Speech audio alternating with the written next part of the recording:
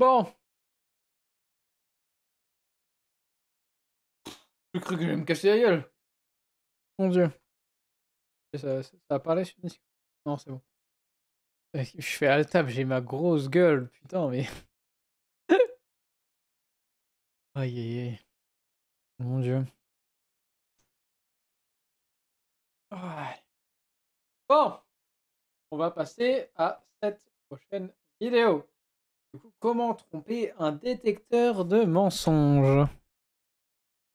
Hop. Et allez, on regarde ça de suite. On les voit absolument partout sur YouTube. Mais est-ce que les Overflow. détecteurs de mensonges fonctionnent?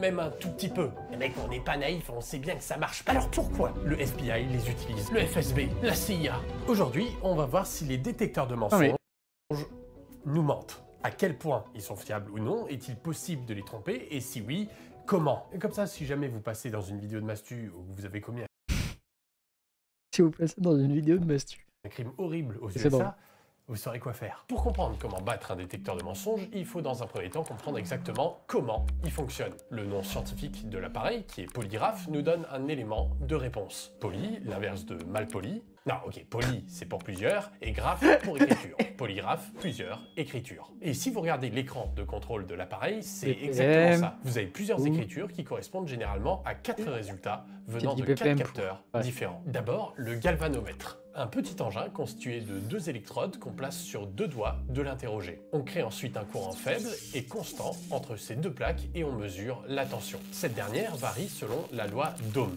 La tension est égale à la résistance du matériel, ici la peau, multipliée par le courant. Le courant est constant, la seule chose qui peut changer, c'est la résistance. Et plus t'as la main moite, plus ta peau sera conductrice à cause des ions contenus dans ta transpiration. Donc plus la résistance diminuera, plus la tension baissera. Et c'est comme ça que le galvanomètre nous permet de savoir à quel point tu transpires. Deuxième capteur, le pneumographe. Généralement, on utilise 2 tubes en caoutchouc remplis d'air que l'on serre autour de ton thorax et de ton abdomen. Et ces tubes sont connectés à des capteurs de pression ou de tension. Quand tu inspires, ta poitrine s'élargit, étirant ainsi les tubes, ce qui est détecté par les capteurs. Et l'inverse quand tu expires. C'est comme ça qu'on suit ta respiration. C'est bon, il est en Dernier capteur, un brassard, comme chez le médecin. Alors, c'est légèrement différent. Dans un contexte médical, on gonfle le brassard pour comprimer une artère au niveau de ton bras, jusqu'à complètement empêcher le sang de passer. On réduit ensuite la pression dans le brassard petit à petit et on note quand le pouls reprend. Ça correspond à la pression systolique. Mais pour l'instant, ton sang est obligé de forcer le passage, car ton bras continue d'être comprimé. Il n'arrive pas à circuler de manière fluide, il y a des à-coups. On continue de descendre la pression du brassard jusqu'à ce qu'on n'ait plus d'à-coups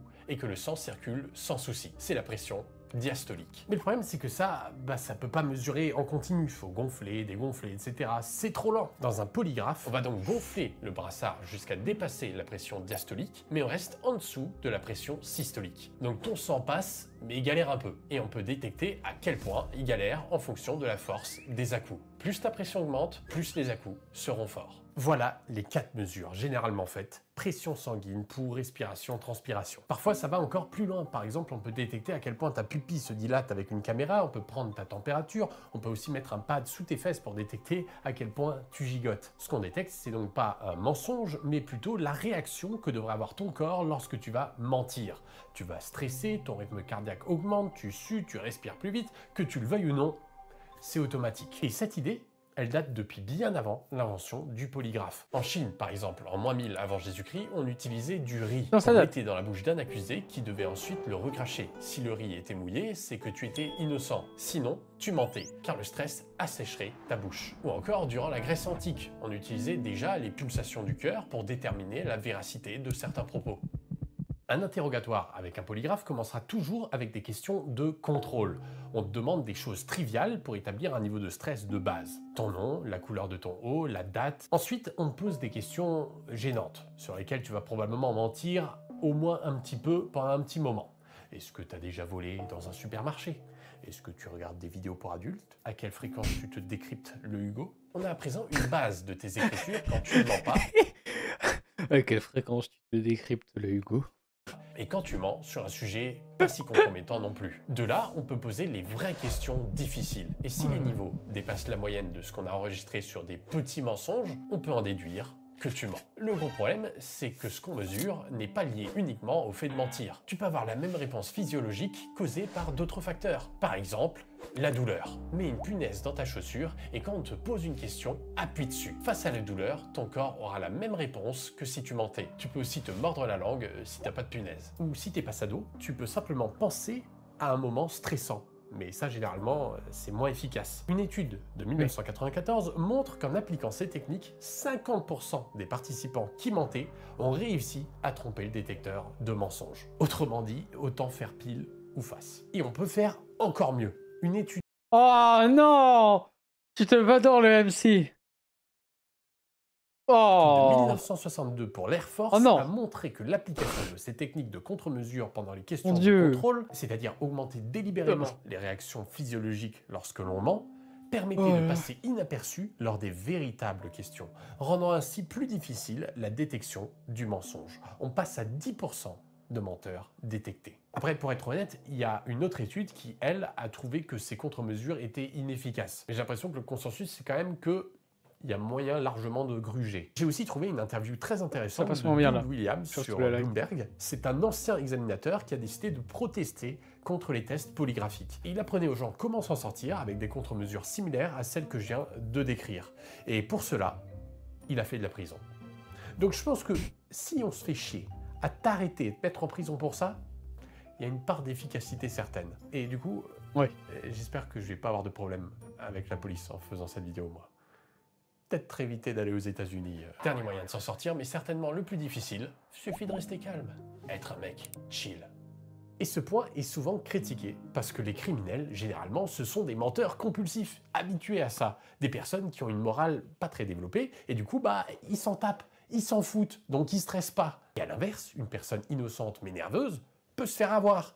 Une anecdote qui met en lumière ce point, c'est celle de Gary Ridgway, un tueur en série qui a assassiné au moins 49 femmes aux États-Unis. En 1987, il était suspecté par la police. On lui a fait passer un test polygraphique et il a réussi. Aucun mensonge détecté. Alors qu'un autre homme, également suspecté mais complètement innocent, a échoué parce qu'il était trop nerveux. Et cette erreur a fait que la police a suivi une mauvaise piste pendant des années car persuadé que cet homme, pourtant innocent, était le tueur. Et ce n'est qu'en 2001 qu'on a réussi à choper le vrai coupable grâce à des traces ADN. La question qu'on peut alors se poser... Ah bah c'est sûr que les traces ADN, elles mentent pas. Elles mentent pas. Ça, c'est certain. C'est soit ça, soit avec le cookie. Mais c'est plus complexe. Tu te cookies le. Ouais, c'est encore pire. À la limite, va dans le MC, c'est le mieux. Hein. C'est si on enlève toute contre-mesure, qu'on admet que les interrogés ne savent pas comment berner un test, à quel point c'est fiable. Une méta-analyse de 2020 donne une fiabilité d'environ 85%. Ce qui est pas mal, c'est mieux que l'aléatoire. Mais le problème, c'est qu'il semble y avoir pas mal de variations. Hein. Parfois, c'est beaucoup plus bas, parfois, c'est un peu plus haut. Et le problème pour toutes les études que je cite, c'est que les conditions sont pas les mêmes que dans un vrai interrogatoire. Il n'y a pas le même enjeu, il n'y a pas la police qui t'accuse d'un meurtre ou quoi. Oui. Donc, t'es pas aussi... Bah c'est ça, t'as pas le même stress, parce que si t'as le stress de la police qui est autour de toi et tout, oh, mon Dieu.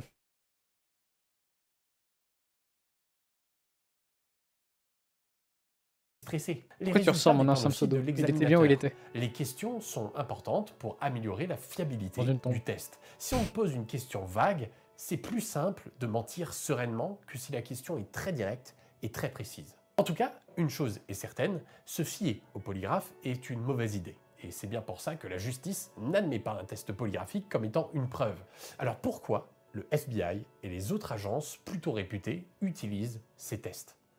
Eh bien, c'est avant tout un moyen de pression pour obtenir des aveux.